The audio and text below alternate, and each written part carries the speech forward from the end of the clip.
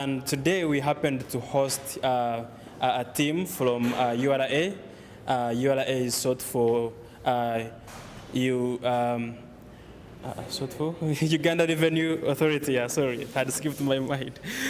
So Uganda Revenue Authority, and they will be taking us through how we can build scalable businesses, how we can build businesses that are compliant.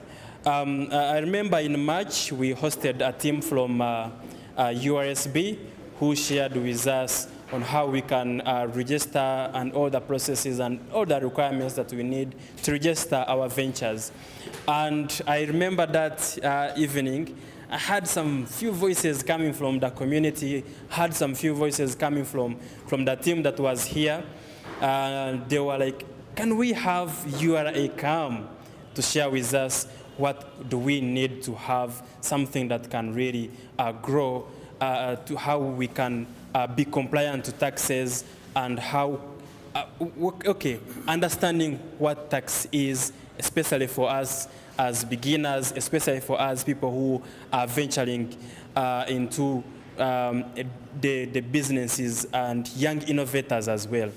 And well, that promise is fulfilled, and the team is here, and they will be sharing with us. Before I go any further, I would like to introduce to you Founders Day Cafe, which is a monthly event that normally happens here every first Friday of the month.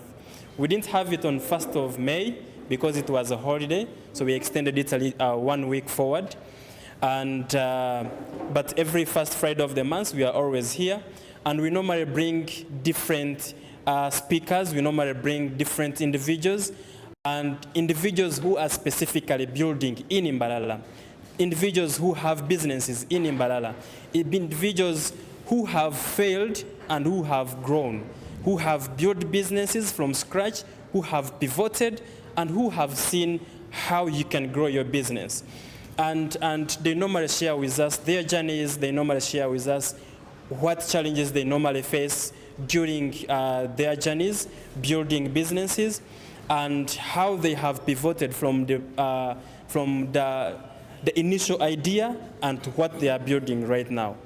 And these normally encourage us, especially as young innovators, as builders in the ecosystem, on how we can navigate those kind of challenges, on how we can build sustainable businesses based on the experiences from other people who are building around.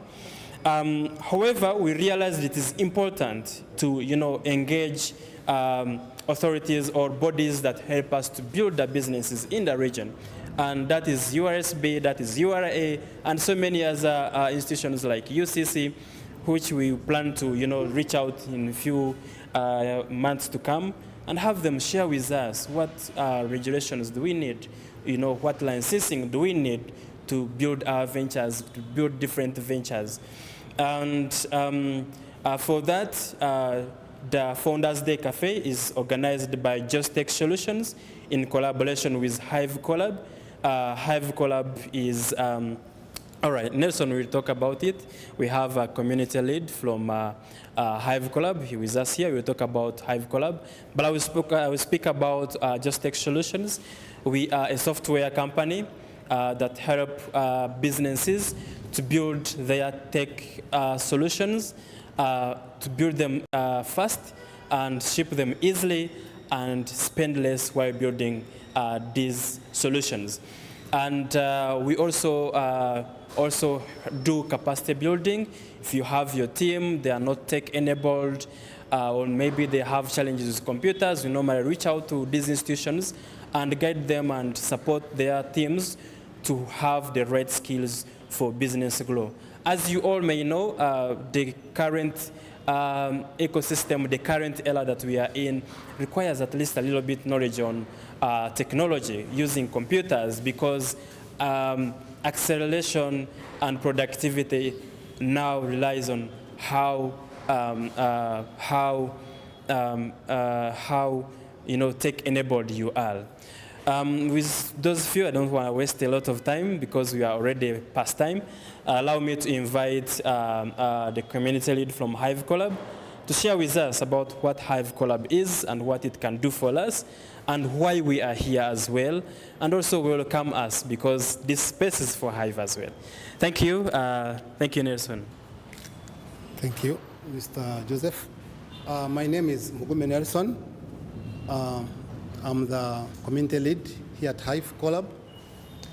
A warm welcome to our distinguished guest speaker, Madam Grace Ayebazibwe, and her colleague, and all the participants for joining us. And we are very, very happy to be with you, to be with us here today. And we look forward to an engaging and inspiring session. Hive Colab is an innovation hub that was established in 2012. And actually what we basically do, we use technology to solve local challenges in 4 thematic objectives. One being technology for governance, technology for agriculture, technology for education, technology for finance, and technology for health. And we, like the previous speaker said, Founders Day Cafe is organized to bring our ecosystem together, to connect, to collaborate, as well as learning. With that, I thank you all for being here, and I wish you well. Thank you. Thank you, Nelson, for your welcome note. And this time around, I will let each and every one of us introduce themselves so as we can get started. I will start from, I love to start from the back, so I'll start from the back. You introduce your name and what you're doing or building. Thank you. Thank you so much. My name is Agaba Anthony. I deal in supply of medical equipment. Besides that, I'm a music teacher and also do research. Thank you. Good evening, everyone. My name is Singwira Alvin. I'm a teacher, teach graphics, 3D, animations, and I work with Trevia. It's a company which deals in that. Thank you so much. Thank you. So those who need 3D graphics, what's your name again? Arvin is here. All right.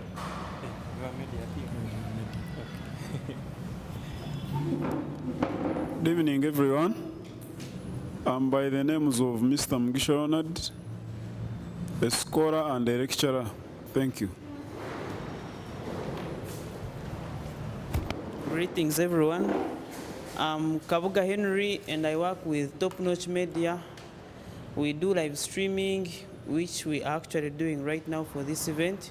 We do graphics designing, we do internships, video production, photography, and so much more in the field of media and journalism. Thank you.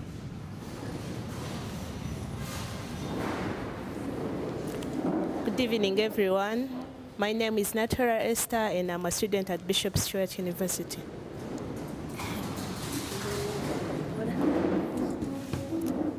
Good evening, everyone. My name is Ayebazibwe Hilda, a student at Bishop Stewart University. Good evening, everyone. My name is Anwar Shafiq Kamoga, a student at Mbaro University of Science and Technology, doing mechanical industrial engineering. Good evening, everyone.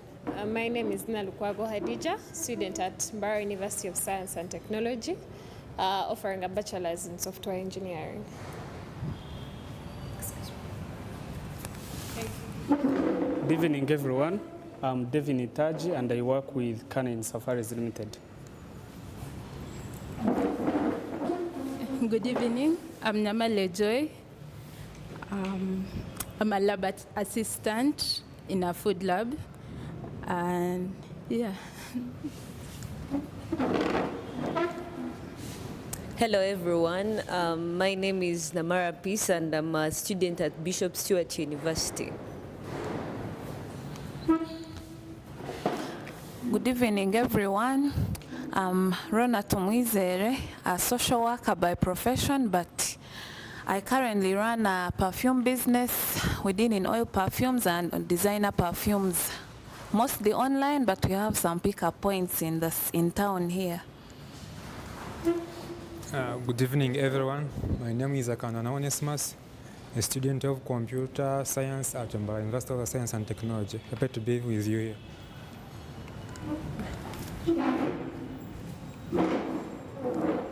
I'm called Rona Kakuru, working with Topnotch TV. Good evening, ladies and gentlemen. My name is Tadia Katumwehe. I work at Women in Technology Uganda. It is a space for young women.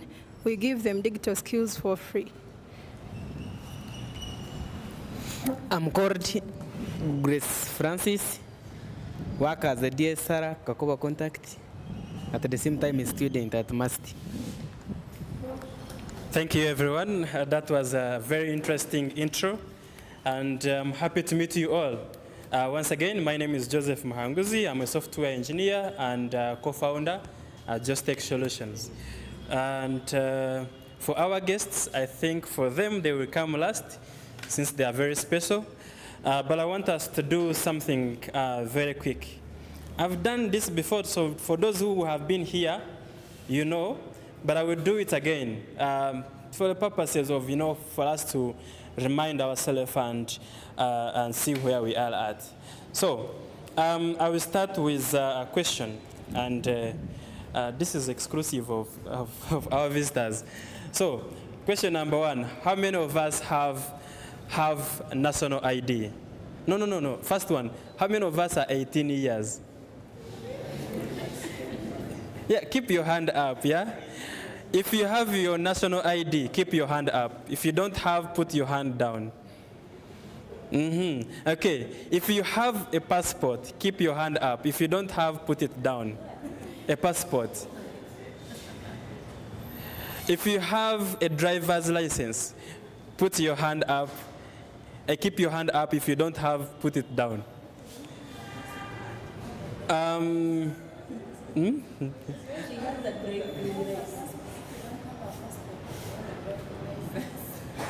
Okay, you wait. Those who have ever traveled outside Uganda, any of East African countries, no, anywhere in the world. No. If you have put your hand down already, don't put it up. Okay, those who have ever traveled in East Africa, keep your hands up.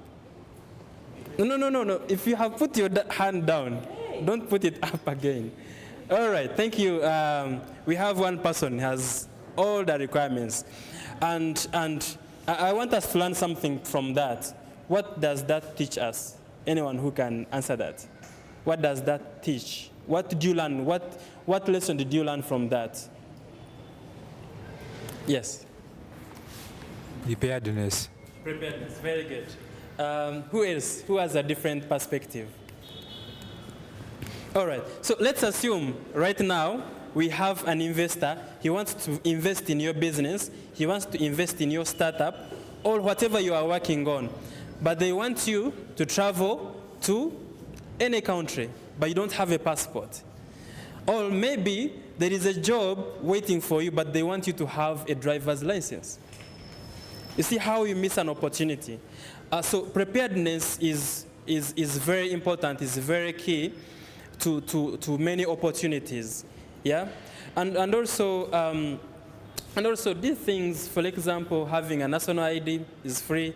A passport, if you are not in a hurry, it's 150, I think, 250. Yeah, so takes like 3 months, so you can do it in 1 week. You see, so driver's license, a little bit expensive, but something that's really necessary. So when you are prepared, okay, you don't miss an opportunity. If you have your business, now I was speaking generally on how you can be prepared as an individual, but let's look at it in a perspective of a business. You have your business, and a company, let's say Hive Colab, wants to partner with you to do something, but you are not registered, you are not compliant to taxes, you are not licensed. That is, I recently in those years, they used to call it a red flag, but that's a red flag in business, because we cannot partner with you if you don't have all these components, because these are the components that build businesses. And for that reason, that's why we normally engage with institutions like URSB, URA, to help us learn and understand what it takes, what do I need.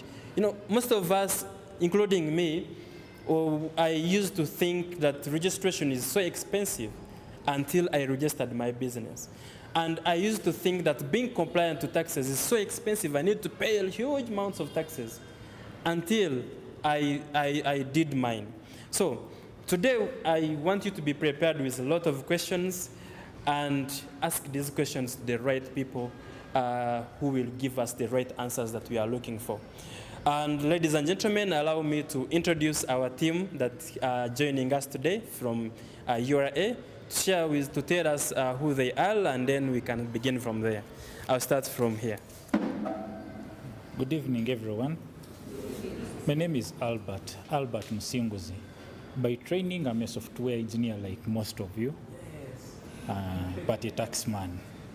I will, with URA, I do compliance. Now, there is something small I would like to share, which you've hinted about, and it is preparedness.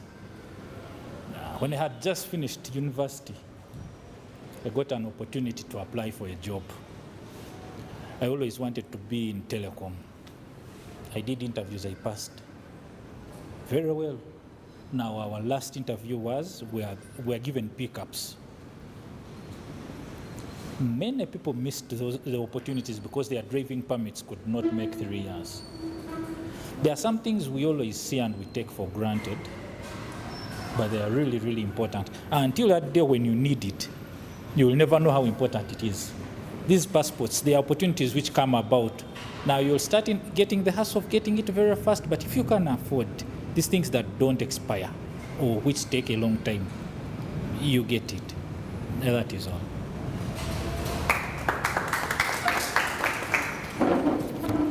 Good evening. I'm Grace Ayebazibwe. By training, I'm a statistician and I'm a tax collector. I work here at Mbara as a domestic taxes officer, and I hope to learn from you, and I hope you learn from us too. And I look forward to a warm engagement.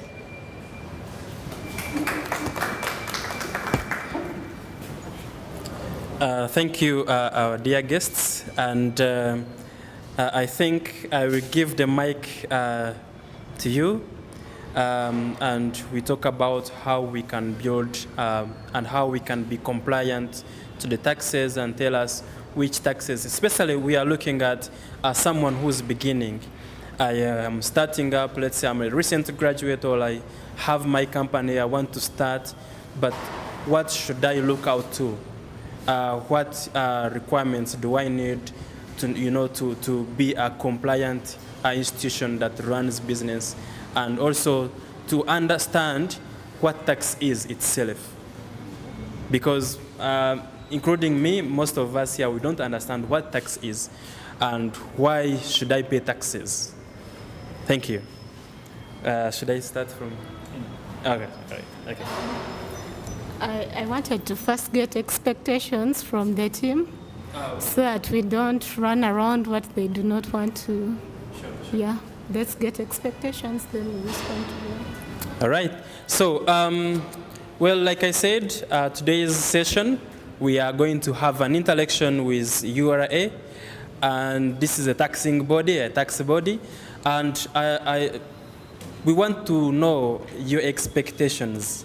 By the end of this session, what do you expect? What should you take home? So this way, we can really, they can really understand where are we coming from and how they can answer our questions based on our expectations. I'll start from here, and then the mic can go like this. You want to start? Okay. All right.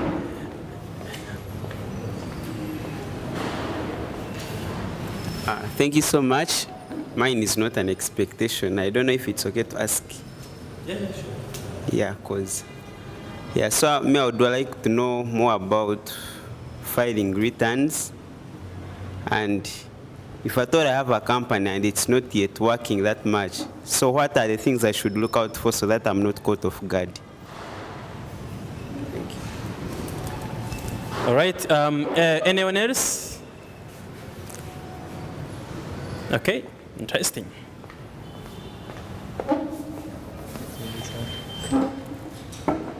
Well, when I hear Uganda Revenue Authority, I think of taxes. And I think I would want to know by the end of the day what taxes I'm supposed to pay, and or what taxes I would have to pay if I did this and this and this. Maybe if I started a business that does this and it's based somewhere, what I would be entitled to, and maybe my rights as a citizen to different tax scenarios. Maybe I failed to pay the taxes or I've taken long. Basically, that's it for me. All right. Thank you. Anyone else? All right.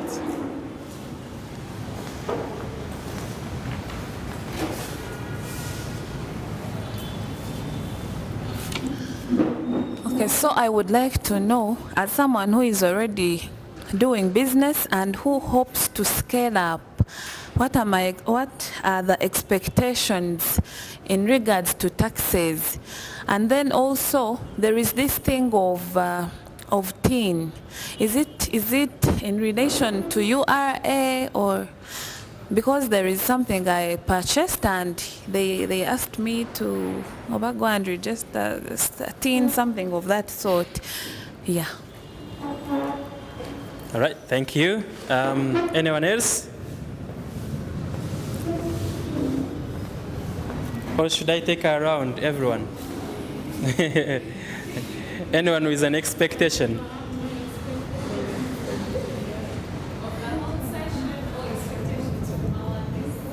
And for the whole session. All right. I think we can begin with those, and then we can expand on that, because we are going to have a Q&A after your communication. All right. Thank you. I'm very sorry for thinking out loud. I was murmuring with my neighbor here that maybe my curiosity might be uncomfortable for you visitors. I always wonder, why are there big businesses that pay little amounts in taxes and small struggling businesses that are still trying to pick up and are paying higher taxes than the big businesses that are already established? Is there something that we should know? Yeah. Thank you. Interesting questions.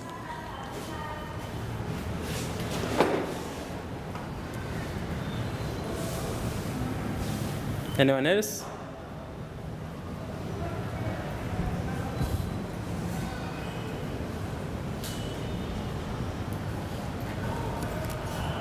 All right, I think we can start from there. All right, let's start with Ms. Grace. Okay, thank you. And we agreed that we need this session to be as interactive as possible.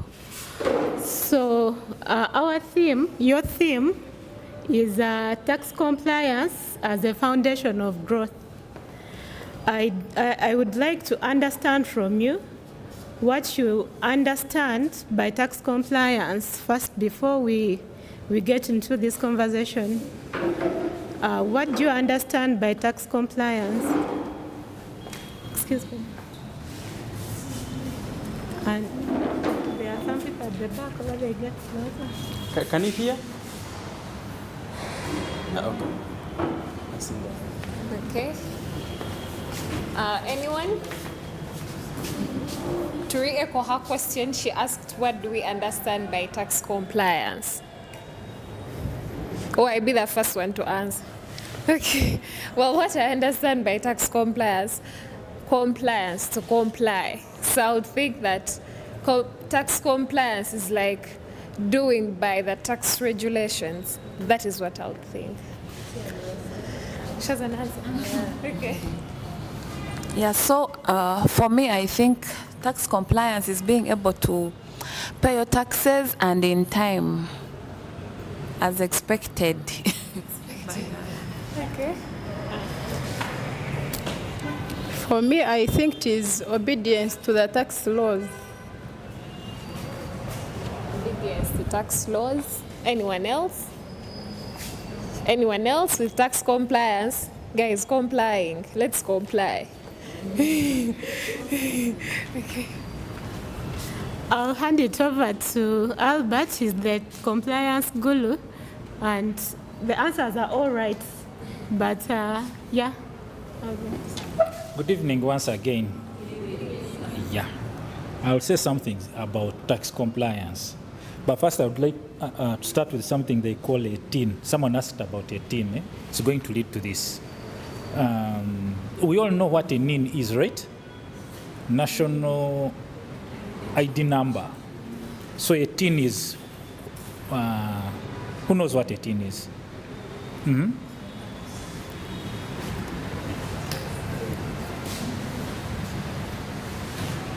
It's tax identification number. Wonderful. It's a tax identification number. You see now, when URA has you in the database, in their database, there has to be that number, a unique number they identify you with. So that's what? That is the TIN. That's what we call the TIN. So that your details are attached to that number. How we can easily identify you. If we are running tables, my software engineer there, it would be a primary key, that one, so that it becomes unique to each one of us. Now to go to tax compliance. Taxation is law. You see, taxation is handled by the government. And like she asked somewhere, I think she's done asked, you can have your rights. The authority also has its review and what probably we hope you expect from us. But now tax compliance is abiding to these regulations, to these rules, to these laws, and moving in line with them. So basically, in basic English, that is it. Thank you, Albert. And to summarize it all, tax compliance is about fulfilling the obligations, what you're obliged to do. And we are going to go through them, to run through them. I don't know if any of you know some obligations, but these include registering. You're obliged to register. The moment you start a business, or if you have an income source, you're obliged to register for a tax identification number. More obligations are about what you have already mentioned, paying your taxes, filing returns. Returns is about declaring your income. There is someone who said she has an online business. If you want to be a tax compliant taxpayer, you're supposed to declare, even if you don't have a physical location. It's just being compliant, doing the thing the right way. You have already mentioned all of them, actually, the obligations. Maybe we could take you through the rights. Albert, do you want to go through the rights of the taxpayers? Which one of you knows at least one right? Something that you feel, if you are did it wrong, they would really have pressed a wrong button. None of us. Right. You are right. As a citizen. Yeah. Okay, as a citizen. Okay. As a taxpayer. Okay, the very first one is a right to fair treatment. If you came and you have a similar business as her, how I'm supposed to treat you should be the same way I'm supposed to treat her. My neighbor here talked about a scenario whereby some businesses seem big and yet they are taxed small. Now, there is what we call a return. People declare differently. Someone may under-declare. Now, us as an authority, when we discover that, we come and we assess how, if it's the truth. For example, someone can wake up and say, it is maybe he deals in, maybe like he has a school. We know schools buy maybe Porsche and all that. But someone wakes up and talks about things which are dealt in by maybe a hardware. It does not make logic, so we always check that. So that's one of them. I have noted them down here. And another one is a right to information or facilitation. In an event that you do not know or you are not well versed, we literally are supposed to educate you, to inform you, to let you know about how taxation moves about.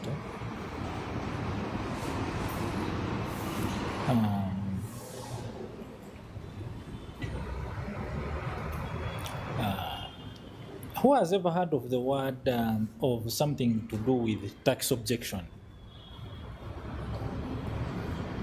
And now a tax objection works like this. You can wake up and you make a return and you declare something. Let us say, I'm going to give a scenario of, let me take a school. You wake up and you declare firewood, that it's a boarding school, and you bought firewood for cooking food for the students, and you bought firewood of 1 billion. 1 billion. Now, logically, these expenses can be allowed, and when we are calculating taxes, there are some expenses we allow them, so that your tax is not big. Now, for sure, if you have a school whose enrollment is, let us say, 500 students, firewood of 1 billion, if you woke up and you made it to appear like there, it would be a mountain. So now, these are some of these things that we do what? We disallow.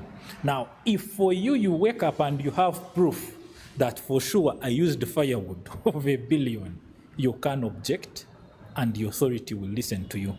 In an event whereby we fail to understand you, there is another step you can go to, and you keep following up until even courts of law. So that is how we handle this. Grace, you want to add something? Okay, to add to our own rights, right? Yeah. To add to the rights, we have confidentiality. You're supposed to have that right of confidentiality. If at any time you feel like your confidentiality is being abused, you have a right to go to court. This happens whereby you might have your business records. We also have your business records with URA. If at any moment you as a business person, you find that another person who is not within URA probably has access to your maybe bank statements, about your income sources, you have a right to go to court.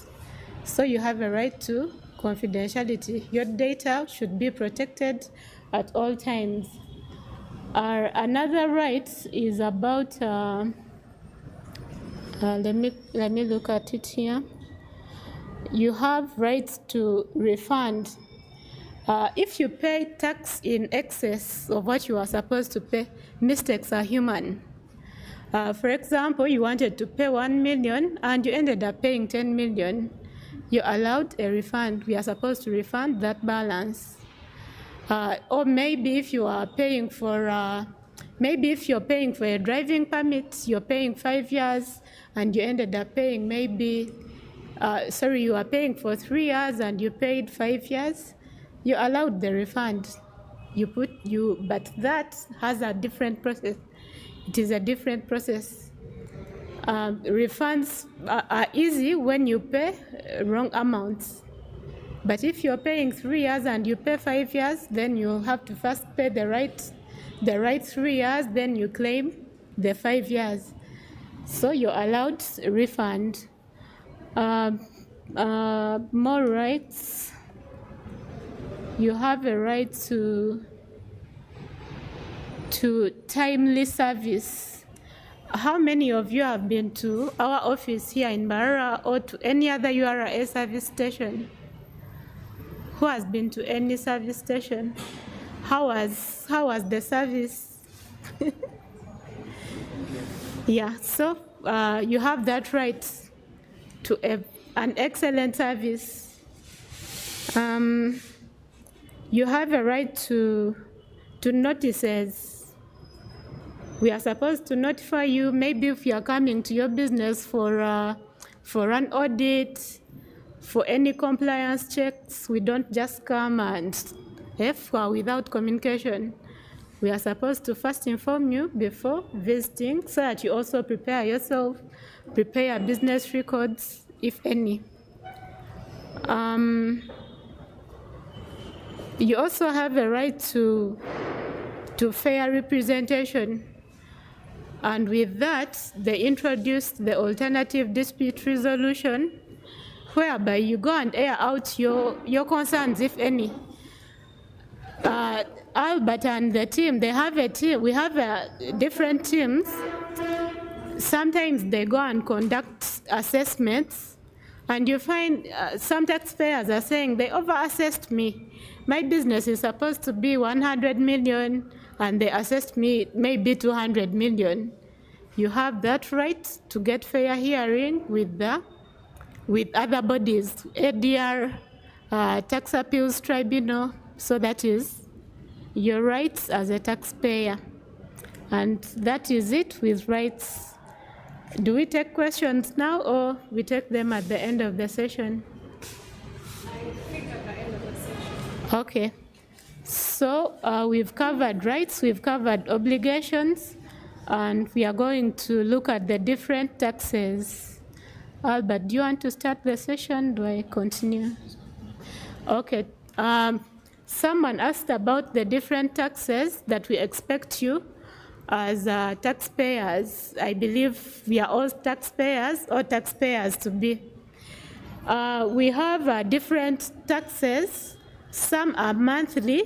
You're supposed to pay them monthly. Some are annual. I'll start with the annual ones. The annual taxes that you're expected to pay as business owners are income tax. Income tax. This is on the profits that you're making as a business person who is running any business entity. Income tax is in 3 dimensions, depending on the size of the business. We have income tax for small businesses, which are below 150 million. It is called presumptive tax. Presumptive tax. Businesses between 10 million up to 150 million. Yeah, you pay according to where you lie. According to the taxation system is fair. Someone of 150 will not pay the same amount of 10 million. She had a concern about that, and we are going to air it out. Corporation tax is also a form of income tax, which is paid by companies. I don't know how many people here have companies, but when you register a company with URSB, you're expected to pay corporation tax, and it is also a form of income tax. We charge it at 30% of the profits that you have made from the business. Excuse me. We have individual income tax. This is for individuals who are not operating as companies. For example, if I go and open my shop, it is above 150 million, but it's not a company, it's my shop, it's my business. That individual, who is myself, I will pay individual income tax. Then we have pay as you earn, which is paid by salary earners. And I believe I've had a few of you here are employed as teachers, social workers. I believe some of you pay this tax. It is a monthly tax. These taxes, to go back to the compliance theme, these taxes are supposed to be paid annually, apart from payee. But before paying, you're supposed to put in a return. A return is a declaration of income. How much are you earning? You should not wait for URA to first assess you, to go into your books.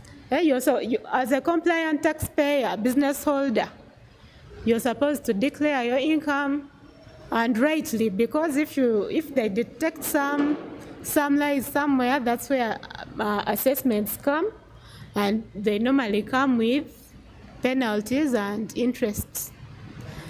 Then another form of tax that we have is rental income tax, which is paid by people who have rentals. When you open rentals, you're supposed to pay rental income tax, and it is an annual income tax on rentals. Also, income tax is in 2 dimensions. There is that income tax of rental income tax of individuals and income tax of companies. Individuals are charged at 12%, and companies are charged at a rate of 30%. This is not to discourage people who have companies with rentals, but companies are charged highly because they are allowed to deduct expenses which they used for the rentals. Maybe if you incurred taxes, if you incurred costs on security, costs on maintenance, as a company, you're allowed to deduct that before subjecting your incomes to 30%. Do you need to start at that point? Then we have another form called VAT, Value Added Tax. This is paid by you, the final consumer of goods, of any good which is subjected to value added tax. So the final person who consumes the good, maybe on salt, if the tax is on sugar, you're the final consumer. You're the one who pays the tax. But as a business person who is registered for this tax is the one who collects that money and remits it to URA.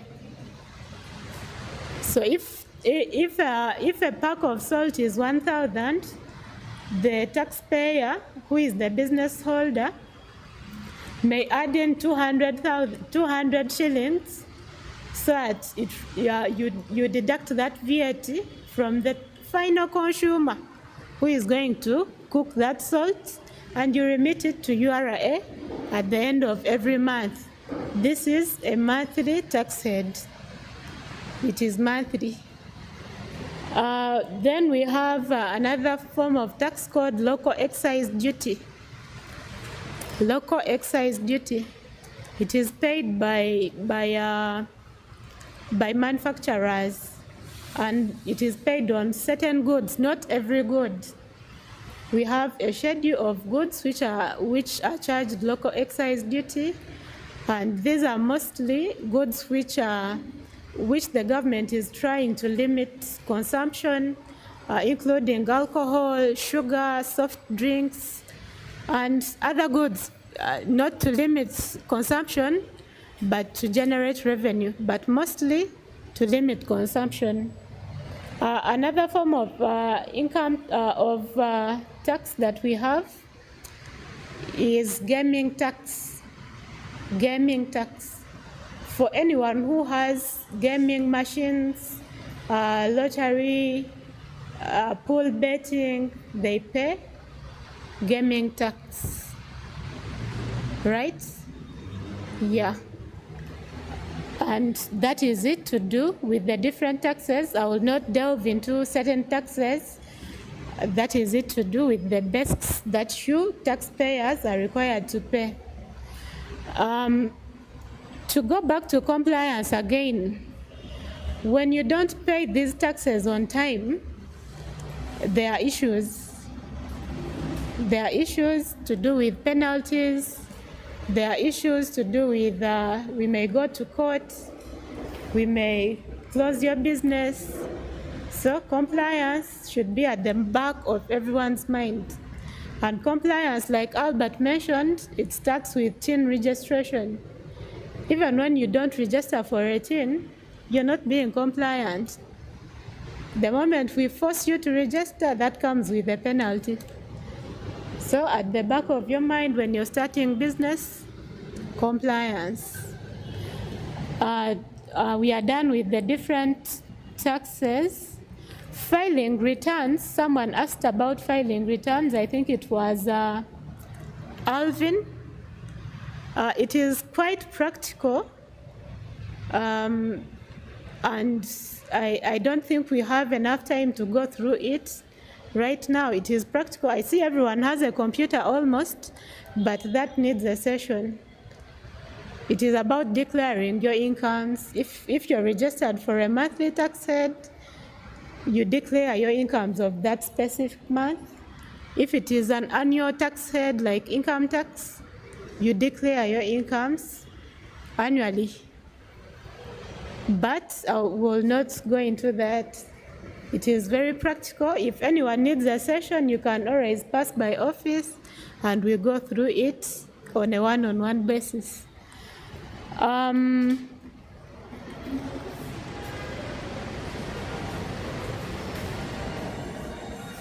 Someone asked about big businesses paying small taxes than smaller businesses. I don't think that is right. It is an allegation. I don't know whether you have like the business name. Yeah, we could check it out. That's what taxpayers say. No one wants to pay tax. Even me as a taxpayer, as a tax collector, I know how hard it is to pay tax. If that money was not deducted on my pay, trust me, it would be hard for me to get that money and remit it. So when a taxpayer out there is paying 1 million, they are like, no, maybe this one is paying 80,000, but you don't know the kind of business they are doing. And some businesses are exempt according to what you're dealing in, right? So just do the right thing, file your returns, pay your taxes on time, and all will be okay. Then, about compliance, we talked about filing and paying on time. Late filing calls for penalties of 200,000 or 2% of, according to which is higher. If the 200,000 is higher, we shall charge you 200,000. If you're paying a return of 200 million and you put in the return late, we shall charge you 2% because that's what is higher. So you're supposed to pay by, if you're supposed to pay by 15th, for this monthly tax heads, the deadline is by 15th. If you pay on 16th, even if it is 16th at midnight, at 1 a.m., 16th, we give you a penalty. So you're supposed to file in time and pay on time. Yeah, I think I have addressed all your expectations. Maybe we could take questions, or if Albert has anything to add, he could add it. Maybe I can add something small. In our human nature, we always have this saying of mfunira muwa. How do I benefit from compliance, from being compliant? I'm going to give you a real life scenario which I have met in my office here in Mbara. Someone went and made a bid with UNHCR.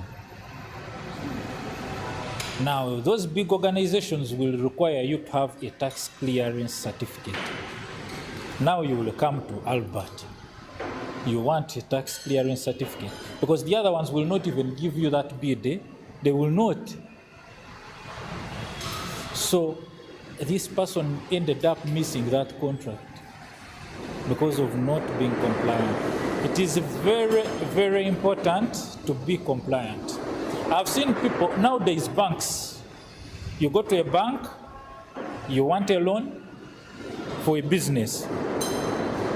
Maybe you want to add something to your business. They are going to ask you for a tax clearance certificate that you don't have. You see how you miss money. So we have a way we benefit. So being compliant is really, really good. You get a chance to have a tax clearance certificate. Tomorrow you will want, I've seen people who have wanted to move outside the country, but they are not paying their taxes. That visa you will not get.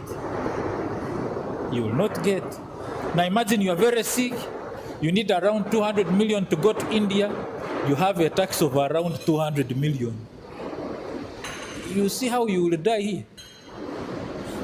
You will start coming, please, please, I will pay when I come back. Even though you are awarded that clearance based on that, the inconvenience is not worth it. I have noted down some of these benefits.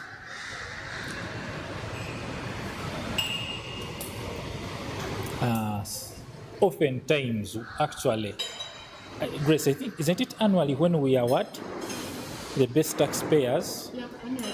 Yes, we always award them. You get a heavy thing, so they are also awards.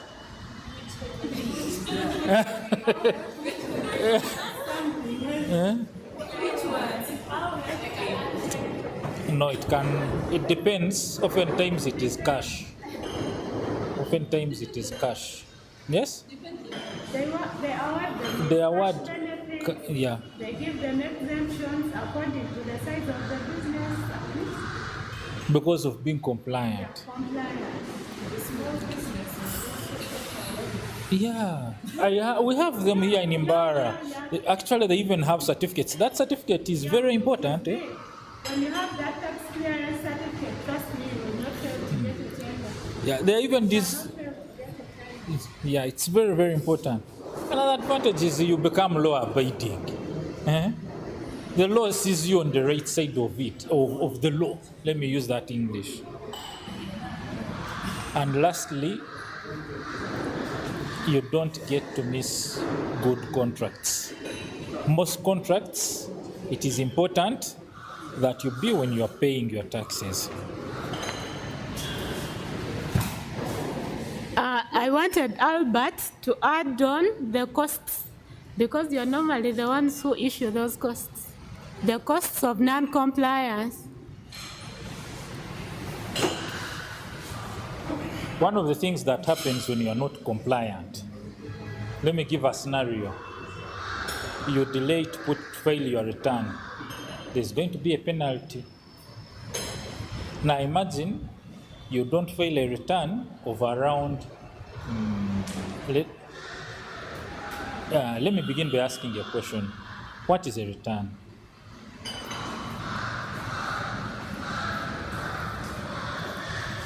Okay. Isn't it a declaration of how much I'm making? A return is how you declare, literally, what you've declared as your income. Now, when you don't declare, the very first thing that happens is that I'll sit up there, I'll know you have not declared, I'll come and I'll assess you. And oftentimes I will assess higher, so that you come you say, no, let us talk. In an event, you don't come and say, let us talk, you'll pay higher. That is one. Two, when you delay, you get a penalty. Now, a penalty, let me give an example. Someone was supposed to pay, to make a return of 2023, 2024, and they did not make it. And you wake up and we make it now. It will come with a penalty. And on top of that, for late filing, it will also come with the interest, because you will have not yet paid. Something not good at all. So basically, the authority tries oftentimes to listen. You know, we do respect that this revenue comes from businesses. Sometimes some are struggling and all that. We do listen. So in an event that you cannot maybe file a return, let me say, remember the scenario where network was off during the election period, when a cable was cut somewhere in the Indian Ocean. Yes, that's the official communication we got. The people who did not file returns, the authority was very lenient on them. Fines were not put. In an event that you have a challenge and you can't file, and you just have to come to office there, we shall help you do it.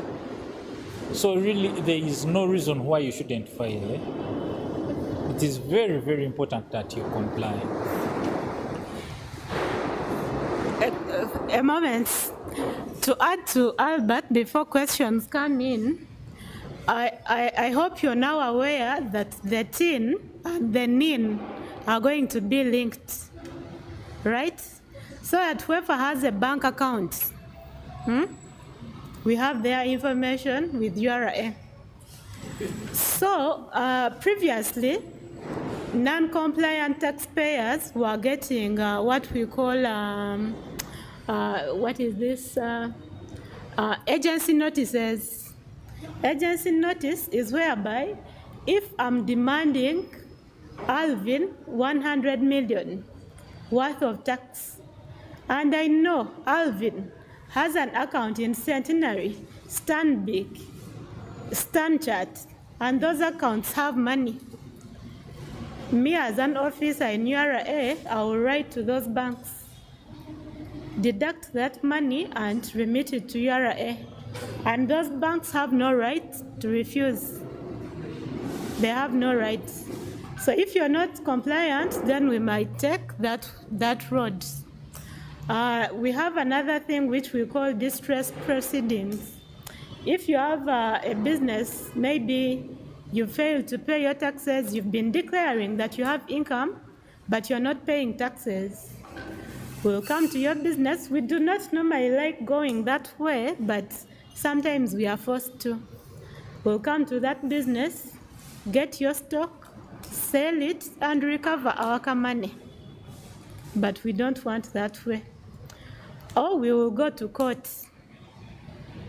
And if we go to court, we'll get any other thing that is in your name and we take it up and recover the money. We also have denial of tax clearance certificates. I have seen it here several times at office. People crying real tears, but you have nothing to do. Someone has not paid taxes in 2, 3, 4 years, and they want the tax clearance certificate. And they have a big deal coming up, but you will not give it to them. They will not grant you that clearance certificate. You're not paying your taxes, you're not filing your returns. At least you file a new return.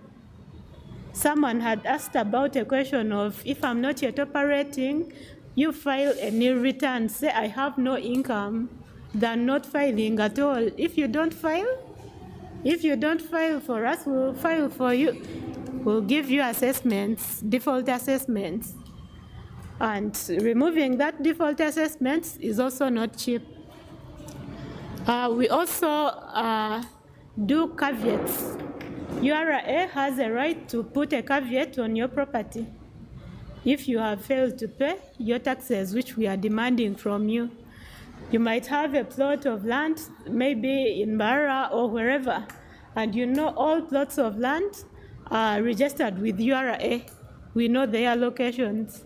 So if a taxpayer has failed to pay, URA can register a caveat which stops the owner of the land from selling their land if they want to use it. Maybe if you want to use it to get a loan, you will not get a loan if URA has put a caveat on that plot of land. I think also there is a shame list. Who has seen a shame list in the newspapers, which they normally publish it at the end of the financial year, listing companies which have not paid their taxes? And if you land on that shame list and you're a big company, let me give an example of like Movit. Imagine Movit or Stanbic Holdings being on that list, shame list. So please, tax compliance. And I believe we have responded to all your expectations. Maybe if there are any other questions, we can take them.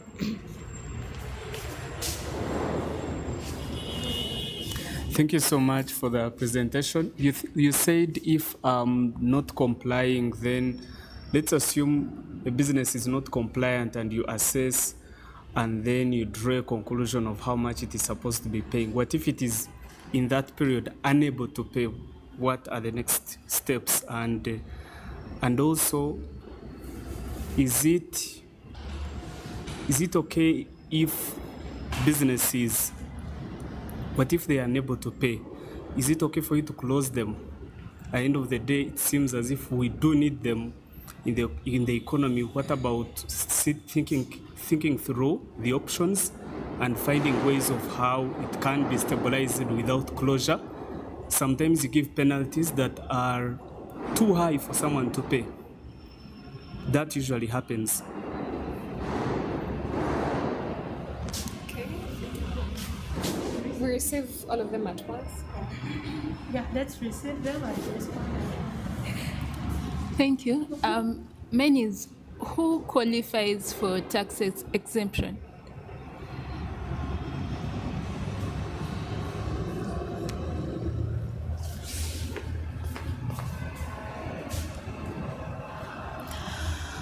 So for me, I would like to know, you did not give us the percentage for individual income tax. In instances when, like, you're just starting up, is there a possibility that you cannot pay taxes? Like, you're literally just, maybe you have started small and you're growing a business and you're not yet able to pay taxes. Is it allowed? And about that individual income tax, what is the percentage and how is it arrived at?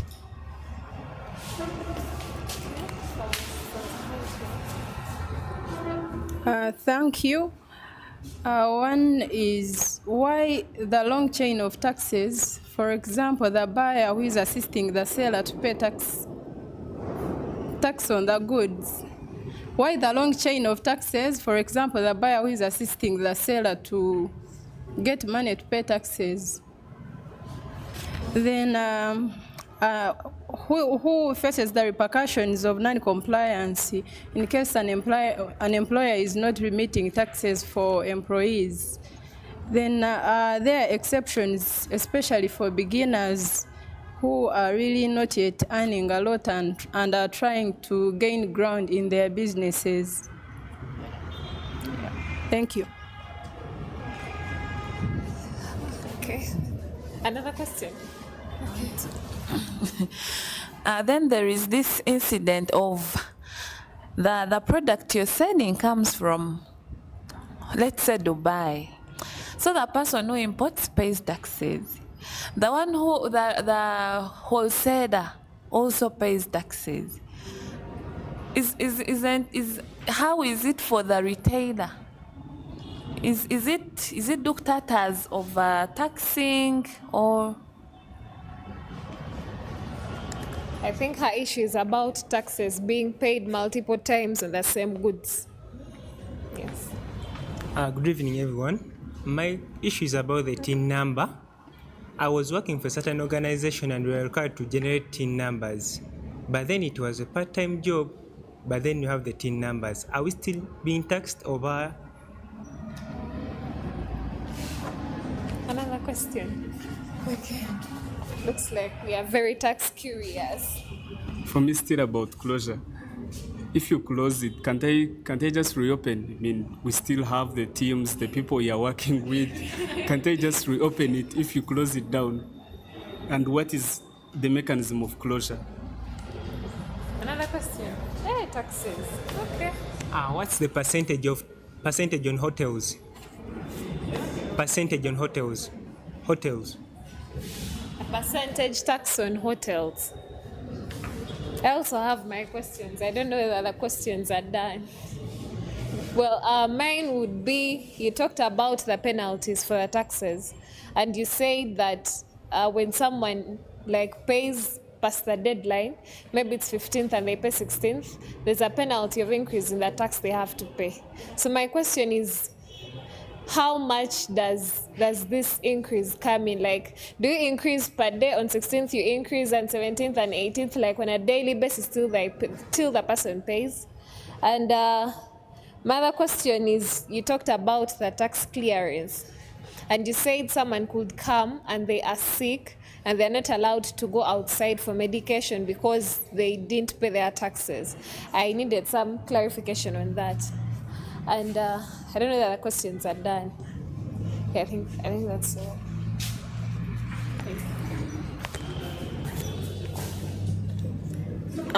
Okay, I'll start with the question about someone who is unable to pay their tax liability at the time of assessment. Albert talked about something to do with objection. If you feel like the tax which they have assessed you, here we are supposed to assess ourselves. Remember, you're supposed to assess yourself as a business owner. If you wait for URA to assess you, normally it goes the wrong way. So you're supposed to object. You object, you put in your objection and say, no, my tax is not supposed to be 10 million, it's not supposed to be 1 million, it is supposed to be 100,000. You're allowed to object, and if your objection is allowed, then you will pay that amount of money which you're saying is the right tax. So you're allowed to object, but it has a timeline. Within 30 days, if you exceed 30 days before objecting, then it means that you have accepted the tax, the amount of tax which was assessed. So if you want to object after assessment, you're not supposed to exceed 30 days. If you exceed 30 days, we take it that you have accepted the assessment and you're going to pay the tax. Qualifications for tax exemptions. The qualifications are quite, I wouldn't think that any of us in this room, including myself, I don't think I can qualify for a tax exemption because they have a minimum investment, capital investment of 500 million US dollars. 500 million US dollars. So if you have an investment that large, which is in an industrial park, and we don't have industrial parks in Barra. So if your investment is in an industrial park and it is 500 million US dollars, then you qualify for an exemption. However, there are some investors, especially foreign investors, who are normally given exemption to encourage investment in Uganda. But that also has a minimum investment capital. So exemption is, I would not go there. It has a very big investment.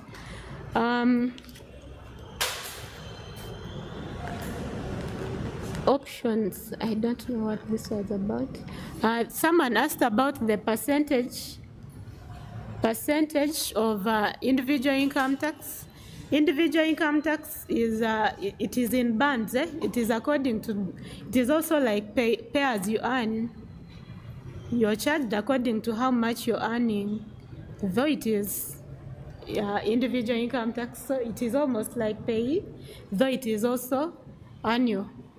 It is annual, just like corporation, but the bands are like for pay, and the amounts start from 2.82 million. So if your income is above 2.82 million per year, annually, 2.82 million, that is 235,000 per month.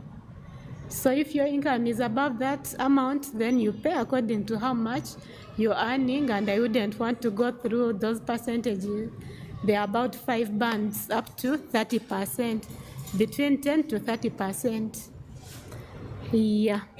Do you want to respond to any question?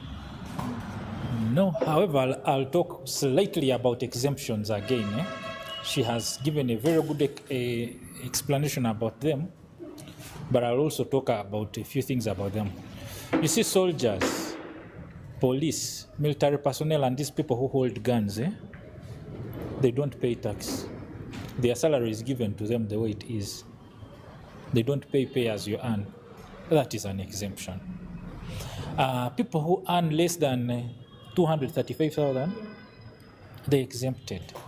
They don't pay tax. There are these small businesses whereby you find someone does not make an income of 10 million annually. They're exempted. These people don't pay tax. So those are a few examples. But the government really looks at startups. Someone talked about startups. They look at startups and they really give them a chance.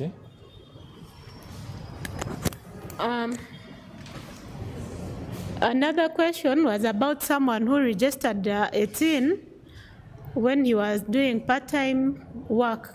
When you're registering for teens, we normally ask for income sources.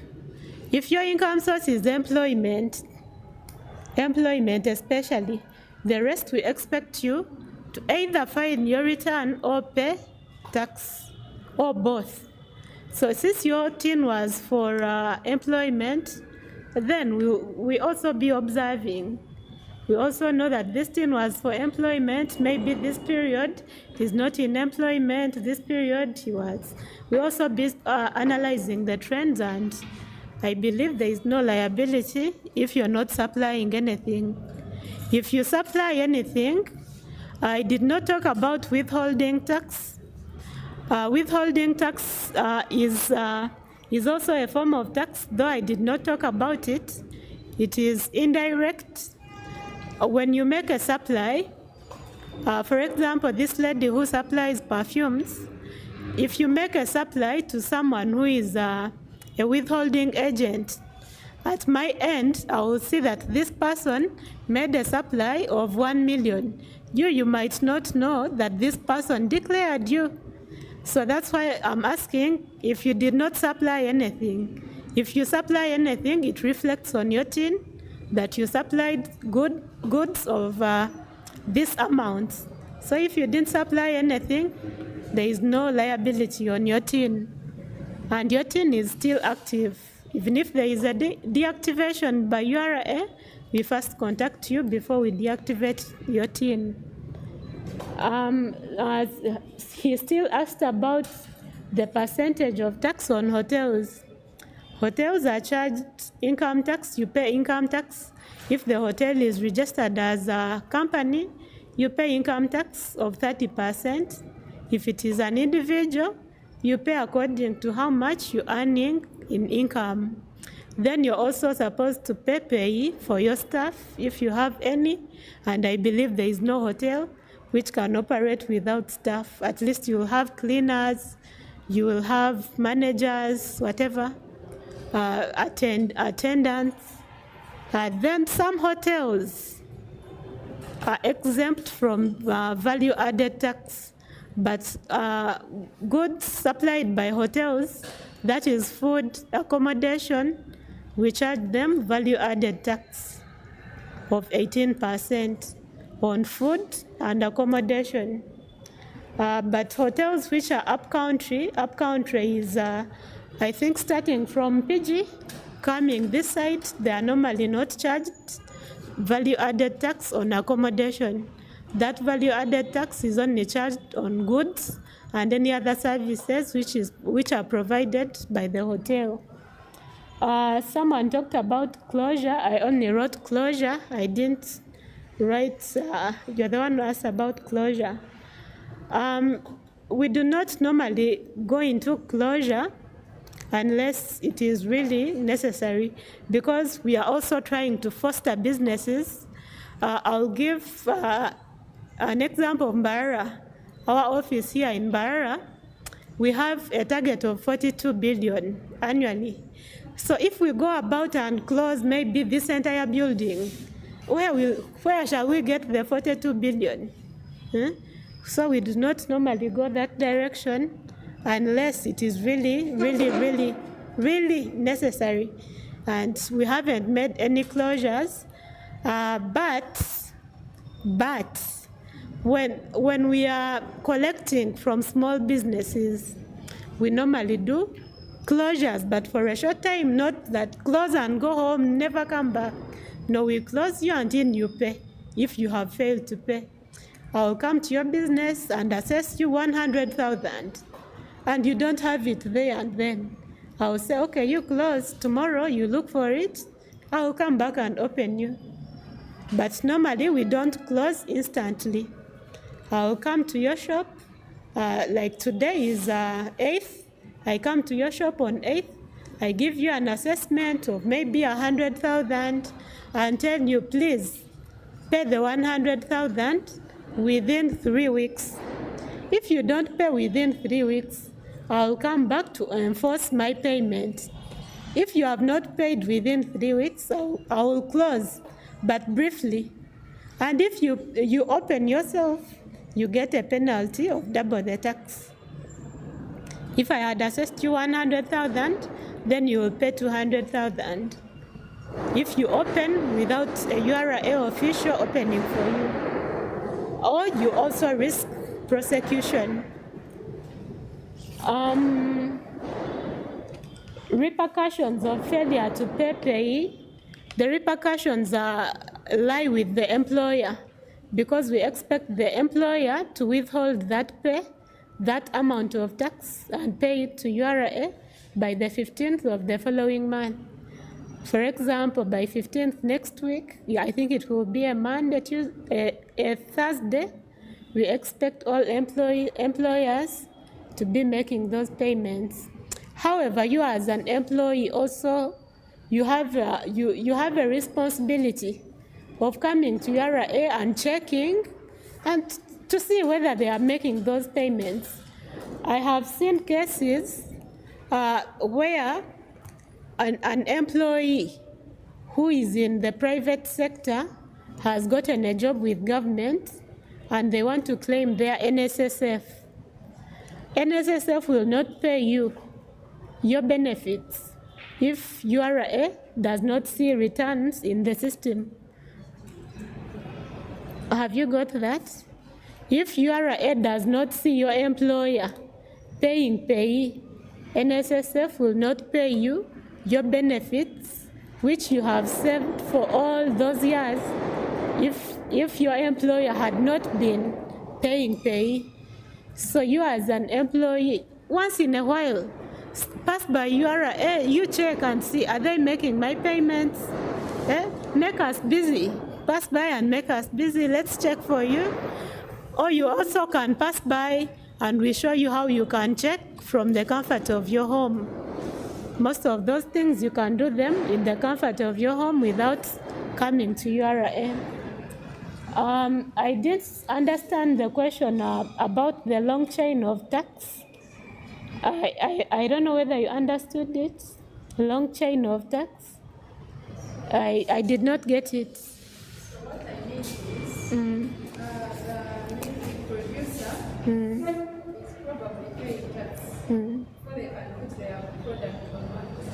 Then there is maybe a retailer who buys and is selling from one to the final consumer, who is the buyer. Why is the buyer also paying tax somehow buying this product from maybe a shop? Okay. Like I mentioned at first, there are different taxes in between there. The manufacturer pays local excise duty. There is no one of us here who pays local excise duty. That is the duty of the manufacturer. You, the person who is doing business, you pay income tax. The consumer will not pay income tax again. Yeah?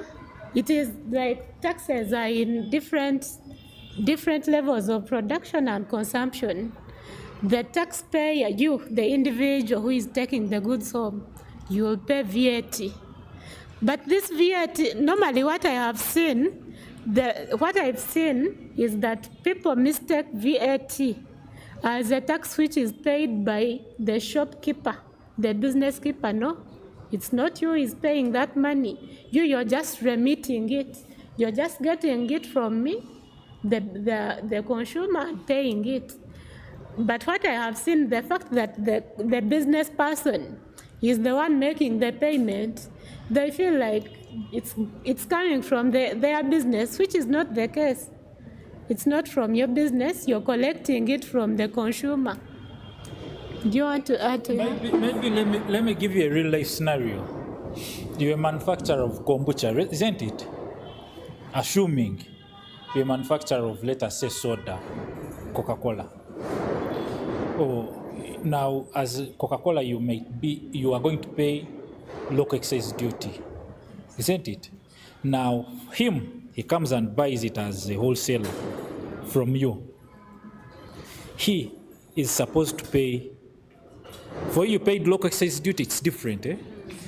Now, when you are giving him, let us say, an invoice, there is that figure which they withhold. Eh? You are supposed to withhold. Literally, when you withhold, that is like his credit. He can literally demand it from URA. Now, this is something that wholesalers don't always follow up, or manufacturers sometimes cheat these people. They don't do it. But when you withhold, literally that tax, that figure which you've withheld, goes as a credit on him. He can actually request it as a refund. So basically, URA does not double tax. I'm talking about it appears on your ledger.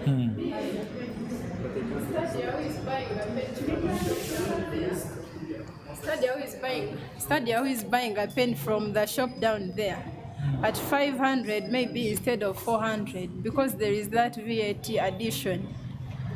Why is that the tax payment chain so long? Why doesn't it stop somewhere? Because why is the buyer paying tax? Why is the buyer paying tax? We are trying to. Let me give you've talked of a pen at 500. If I may ask you a question, who sets the price of the pen at 500? I don't know. Let me be honest. Okay. Now, you see, what always happens is a manufacturer factors in his costs of production and then makes it at around 500. Now, for you, when you come, you will think it is something to do with taxes that have raised it. Oftentimes, it's not like that. It's actually not like that. These costs that you see of the final product, it is because the manufacturer has put in that ex-factory price, the price of every unit that he has put in.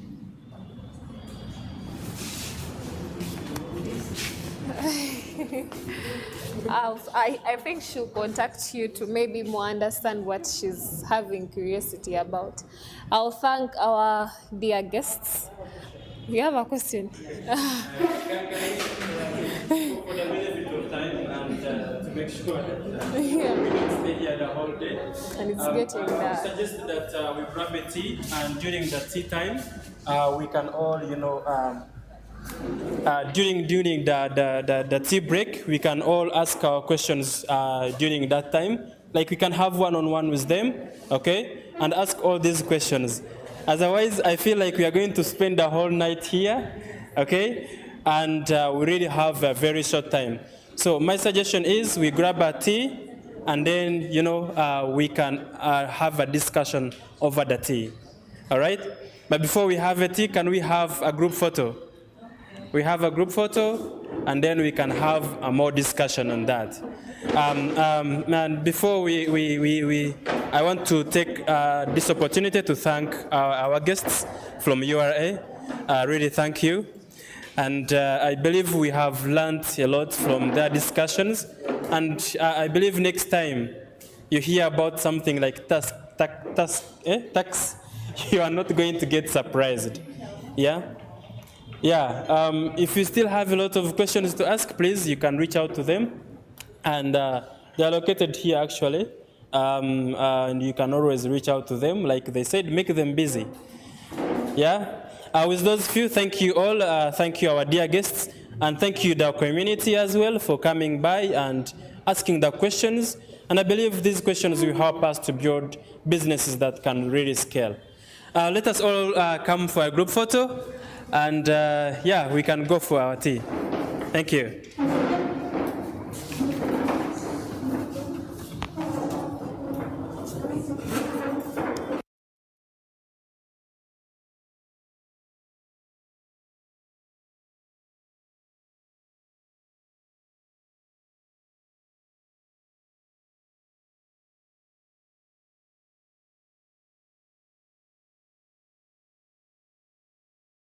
Shopping center isima shopping center nashanga umurembo Rita Rambara umutaxi park naguze ibintu nyamingi ebirumuta perfumes, handbags, capes, watches, toys z'abana bato, necklaces, earrings, belts, lipsticks, wallets. Wenda kumenya bikuciraho enamba ziri hano je kuba no mbera imbase kandi mukwatagana.